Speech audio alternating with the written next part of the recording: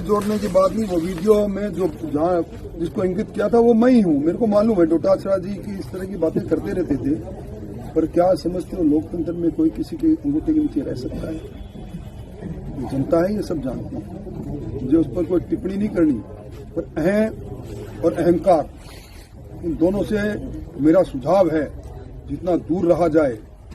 डोटासरा जी तो मेरे दोस्त हैं, उनको भी सुझाव है और अन्य नेताओं से भी सुझाव है, चाहे वो मेरे दल के क्यों नहीं हो।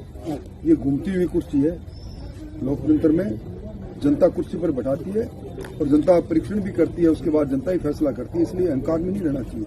ये अहंकार भरा दम भरा हुआ उनका ध्यान था। इसी कारण जब यू टर्न हुआ तो आज प्रदेश में चर्चा करती है। कांग्रेस सुनपात में है।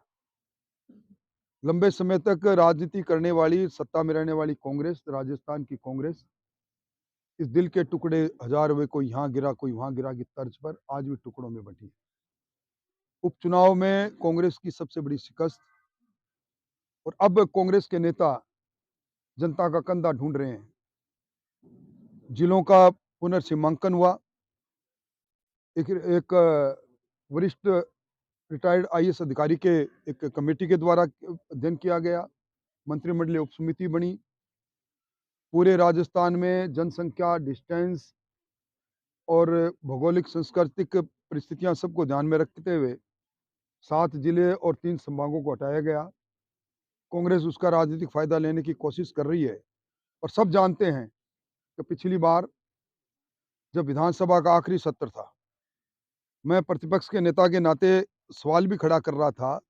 अचानक पर्चियों पर आती है, एक एक पर्ची पर एक एक जिला अचानक बन जाता है बिना रिपोर्ट पर। वहाँ होड़ लगी हुई थी कि जिला बनते ही इस जिले के अंदर कांग्रेस के बारिंदे हो जाएंगे। पहला मैंने मंजर देखा जब बिना किसी पूर्व तैयारी के, बिना वित्तीय संसाधनों के, बिना मानव संसाधनों के जिले घोषित कर दिए गए। और हमारे यहाँ तो सुजानगढ़ जिला तो अधर में लटक गया। पीछे भावना एक थी चुनाव की वैतरणी पार करना। मैं समझता हूँ कि भजनलाल जी की सरकार और गहलोत साहब की सरकार में ही फर्क था। वो घोषणाएं करते थे, ये सरकार धरातल पर उतरती है।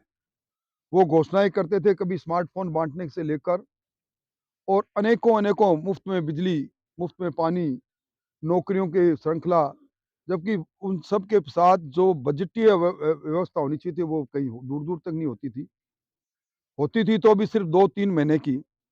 और इसी कारण से सारी उनकी योजनाएं अधर झूल में लटकी। और हमारी ये जो योजनाएं बनती है वो सोच समझ के ये बनाते हैं। राजस्थान की इकोनॉमी बढ़ेगी, राजस्थान की इकोनॉमी डबल होगी 5 साल में, और हिंदुस्तान की इकोनॉमी जो 5वें स्थान पर है दुनिया में, वो 30वें स्थान पर जाएगी। इसमें राजस्थान का योगदान रहेगा, ये साफ दिखाई देता है। अब राजस्थान विकसित राज्य की श्रेणी में आने के लिए, छलांग लगाने के लिए तैयार हो गया है, और मैं समझता हूँ समय दूर नहीं जब राजस्थान विकसित राज्यों में श्रेणी में आए। देखिए, मुख्यमंत्री चिरंजीवी स्वास्थ्य योजना के नाम पर ढकोसला खड़ा किया था।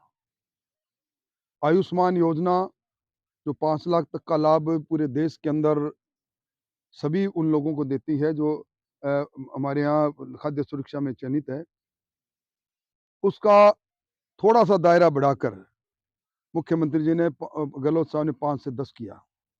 आज भी भजनलाल जी ने 5 से 10 कर रखा है, पर 10 से एकाएक 25 लाख कर देना और 25 लाख में एक को भी लाभ नहीं देना। मैंने विधानसभा में इस बात को डेटाज के साथ कहा था, सिर्फ 7 लोगों को लाभ मिला था।